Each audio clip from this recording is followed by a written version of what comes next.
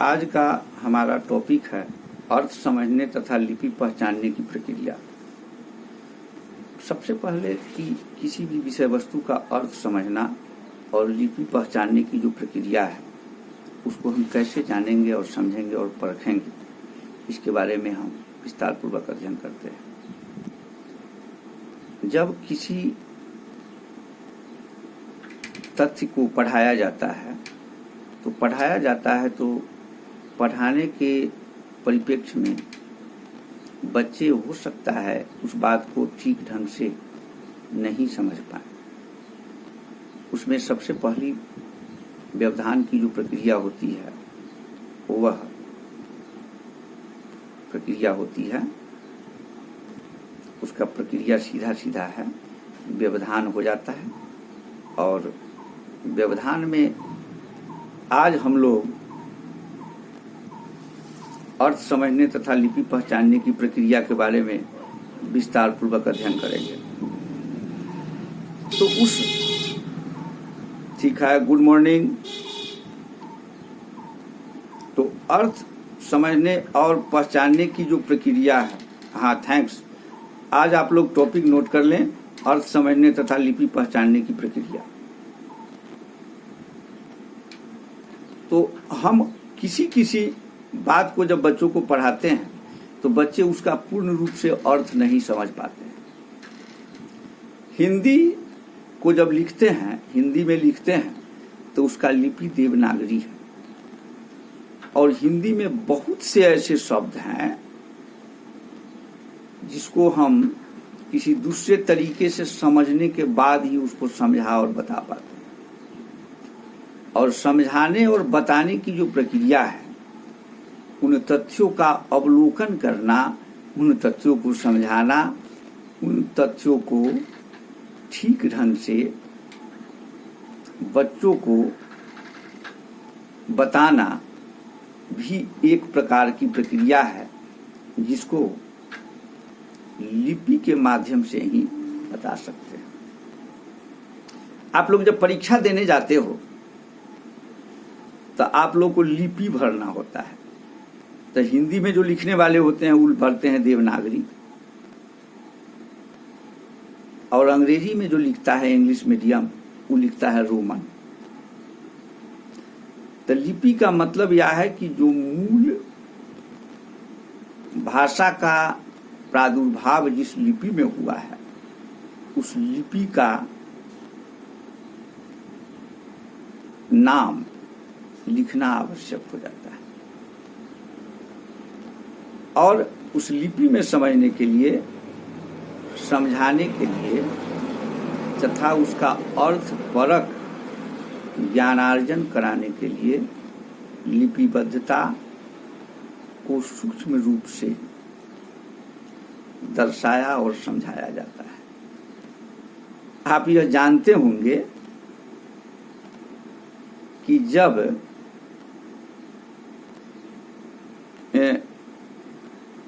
कोई भाषा पढ़ाया जाता है तो आप हिंदी भी जब बोलते हो तो किसी दूसरे भाषा का शब्द भी उसमें समाहित हो जाता है, होता है कि नहीं? उसमें अंग्रेजी भी हो जाता है, उसमें उर्दू भी हो जाता है, उसमें भोजपुरी भी हो जाता है, उसमें मैथिली भी हो जाता है, कभी पंजाबी, बंगाली, नेपाली इत्यादि भी शब्द उसमें समाहित हो जाते हैं। लेकिन फिर भी आप जब लिपि का प्रयोग करना होता है, जब लिपि लिखना होता है तो आप केवल और केवल लिपि देवनागरी लिखते हैं। क्यों? क्योंकि उसका जो मुख्य तत्व है, मुख्य तथ्य को मूल परक बनाने के लिए आप केवल और केवल वही लिपि लिखेंगे जिस लिपि में आप,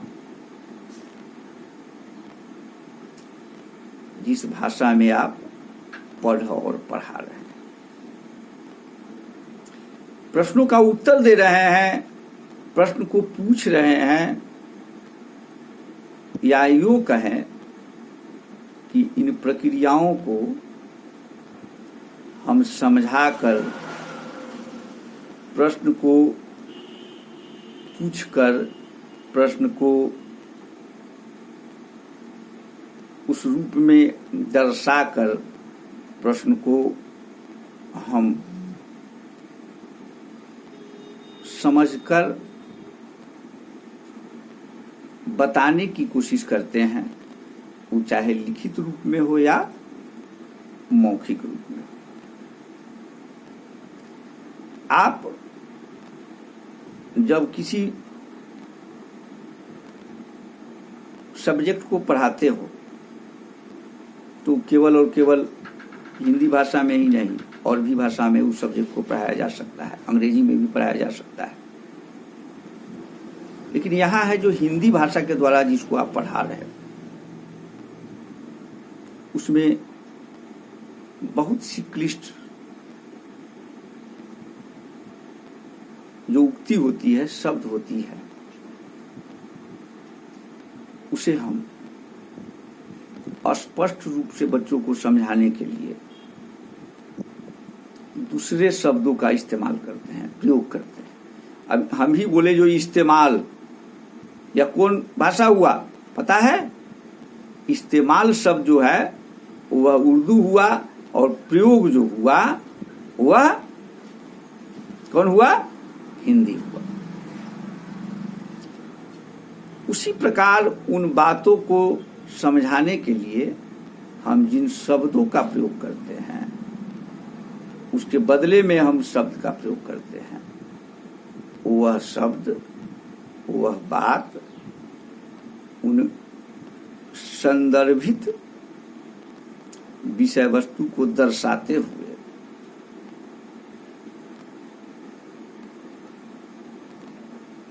उन तथ्यों को मूल परक स्थिति में लाने के लिए, सामंजस्य बैठाने के लिए, वातावरण को उसके अनुरूप बनाने के लिए हम उन शब्दों का प्रयोग करते हैं जिन शब्दों का प्रयोग हम तथ्ययुक्त परिभाषा, तथ्ययुक्त प्रक्रिया तथा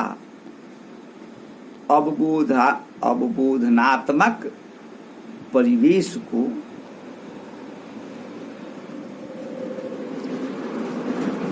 मानसिक परिदृश्य के अनुकूल समझ कर समझाया जा सके। और ऐसी स्थिति तब होती है जब अर्थ सिलेस्टिक होता है। सिलेस्टिक समझ रहे हो क्या होता है? सिलेस्टिक का दूसरा अर्थ होता है कठिन, जिसको हम लोग ब्लैक बोर्ड के सहारे काठिन्य निवारण में बहुत से शब्दों का अर्थ बताने की कोशिश करते हैं। आपको जानकर और समझकर अंदर से पूर्णतः संतोष होता है जब उस तथ्य को स्पष्ट रूप से पहले के अपेक्षा बाद में समझकर समझा पाते हैं। और जब हिंदी विषय के द्वारा, हिंदी भाषा के द्वारा उन सभी व्यवहारिक परिस्थितिगत जो विधाएं हैं उसे जब दैनिक परिवेश में उपयोग में लोग लाते हैं तो पढ़ाई लिखाई से लेकर अन्य काम काजों का जो प्रभार होता है वह केवल और केवल हिंदी भाषा के द्वारा ही लोग संपन्न करते हैं, जिसे मनुष्य का मतलब हो गया पूरा विश्व, लेकिन हम यहाँ मनुष्य कह रहे हैं जो आपके भारतीय हैं। भारतीय उस हिंदी का प्रयोग कर स्वयं को हृदयंगम प्रतिभाओं में अपने आंतरिक संतोष का अनुभव करते हैं। हम आपको यह भी बताएंगे कि जब किसी विषय वस्तु को समझने की जिज्ञासा प्रबल होती है, उस विषय वस्तु को पहले से आप जान रहे हो, समझ रहे हो, बता रहे हो, लेकिन उसका अर्थपरक उद्भाषण, उसकी अभिव्यक्ति को जब समझ नहीं पाते हैं तो न समझने की स्थिति में जो जिज्ञासाएं जागृत होती है, उन जिज्ञासाओं को जब लिपि के द्वारा, हिंदी भाषा के द्वारा समझाया जाता है तो बच्चे समझकर और अपने अंदर संतोष तथा आनंद की अनुभूति प्राप्त करते हैं। आनंदानुभूति का सीधा सीधा मतलब है कि जिस प्रश्नों का या जिस समस्याओं का समाधान वह सहज रूप में समझ ले, सहज रूप में अपने मन मस्तिष्क में उतार ले, तो उसके अंदर अर्थ समझने की शक्तियां प्रबल हो जाती है और उन्हीं प्रबलताओं के कारण वे उन बातों को फिर दूसरे रूप में समझा पाते हैं, बता पाते हैं। और यह सब लिपि के द्वारा ही संभव हो सकता है। अब हम आपको यह बता दें कि जिन समस्याओं का समाधान एक बार पढ़ने से न होता है या बार बार पढ़ने से भी न होता है, उसका सबसे बड़ा कारण क्या होता है कि उन सभी बातों को वह पढ़ने वाले, ग्रहण करने वाले जो विद्यार्थी होते हैं, शिक्षक होते हैं, वे स्पष्ट रूप से समझ और जान नहीं पाते हैं, जिसका सीधा मतलब होता है कि स्पष्ट रूप से अगर समझ और जान नहीं पाएंगे तो फिर उसको फिर बता कैसे पाएंगे, उसको समझा कैसे पाएंगे, उस प्रश्नों का हल कैसे कर पाएंगे। कभी कभी आप देखते होंगे जब आपको कॉपी चेक करने को मिलेगा तो प्रश्न कुछ और है और उसका उत्तर कुछ और लिखा हुआ है बच्चा। इसका सीधा सीधा मतलब यह है कि बच्चे उस प्रश्न को समझ नहीं पाए। तो जब उसको समझ ही नहीं पाए तो बच्चे उसको कैसे समझाएंगे? तो प्रश्न कुछ और लिखा हुआ है, समझ रहे हो ना आप लोग, और उसका उत्तर कुछ और लिखा होता है। बच्चे उसका कुछ उत्तर और लिख देते हैं और शिक्षक जो उसको चेक करते हैं, उसको देखते हैं कि जा प्रश्न कुछ और है और उत्तर इसका कुछ और हो रहा है, बच्चे कुछ और लिखे हैं, तो सीधा सीधा दोष किस पर होता है? उस बच्चों पर मढ़ दिया जाता है। लेकिन ऐसी बात नहीं है। हम जो तथ्य, जो बात, जो विषय, जो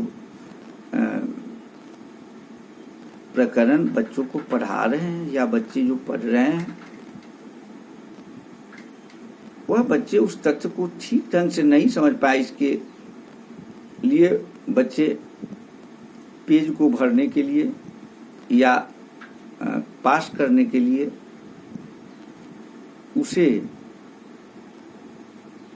वह उस रूप में समझकर, या हो सकता है किसी दूसरे प्रश्न के रूप में उसका उत्तर दे दे, तो प्रश्न कुछ और है और उत्तर कुछ और हो जाता है। इसलिए मैं आपको बताऊं कि जब अर्थ समझ में आ जाए, वह प्रकरण समझ में आ जाए और बच्चे उसको ठीक ढंग से पढ़ ले, उसकी जानकारी प्राप्त कर ले, तो उसको लिपिबद्ध, छंदोबद्ध बनाकर और हिंदी भाषा के माध्यम से उसका स्पष्ट रूप से उत्तर दे पाएंगे, समझा पाएंगे। हम आप लोगों को यह पहले से भी बताते आ रहे हैं, जब हिंदी भाषा हमारे लिए एक दूसरे से जुड़ने की, संप्रेषण की जो परिकल्पनाओं को जोड़ता है, तो उन सभी जानकारियों को केवल और केवल हम हिंदी के माध्यम से प्राप्त करते हैं, क्योंकि और कोई दूसरी भाषा के माध्यम से जो जानकारी मिलती है उसे हम ठीक ढंग से समझ नहीं पाते हैं। और जब हम समझ ही नहीं पाएंगे तो हम फिर ग्रहण कैसे करेंगे? अब ग्रहण करने की जो क्षमता है वह हम में उतना ही है जितना हम उसको समझ रहे हैं। अब आपको यह स्पष्ट रूप से समझाया और बताया जाता है कि जो ग्रहणीय है उसे आप आराम से ग्रहण कर लेते हैं, लेकिन जो ग्रहणीय नहीं है उसे आप ग्रहण करेंगे। और रुचि अगर भोजन भी मिले तो आप चाहते हैं न खाएं। औषधि अगर तीखा है तो आप कैसे कैसे उसको खाते हैं, लेकिन अंदर से उसको आप, तो कभी कभी ऐसा होता है कि जो शब्द आपको समझ में नहीं आता है उसे आपको पढ़ना और समझना है, तो उसको आप याद करने की कोशिश करते हैं, रटने की कोशिश करते हैं, समझने की कोशिश करते हैं। यह तब ही संभव हो पाता है जब आपका भाषा ज्ञान प्रखर हो और भाषा ज्ञान उन्नत हो। और जब उन्नत भाषा ज्ञान होगा तो उन बातों को, उन विधाओं को आप सहजता से समझ पाएंगे।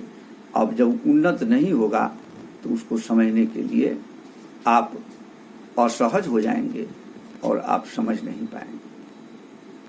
तो हम आप लोगों को यह बताते हुए, यह समझाते हुए स्पष्ट करना चाहते हैं कि जब किसी भी अर्थ को समझना होता है, अर्थ को मूल परक बनाना है, उद्देश्य परक बनाना है, तो हम भाषा संदर्भित लिपिबद्ध ज्ञान को, लिपि को पहचानने की जो प्रक्रिया है उसे हम अच्छी तरह जब तक नहीं समझेंगे, जब तक नहीं जानेंगे, तब तक ना हम समझ पाएंगे। और जब हम समझ नहीं पाएंगे तो फिर हम समझा कैसे पाएंगे? इसलिए किसी भी तथ्य को समझने और जानने के लिए लिपि पहचानने की जो क्षमता है वह हमें समझना होगा और तभी हम बच्चों को बता पाएंगे। तो आज के लिए इतना ही, फिर कल के लिए फिर दूसरा टॉपिक होगा। धन्यवाद।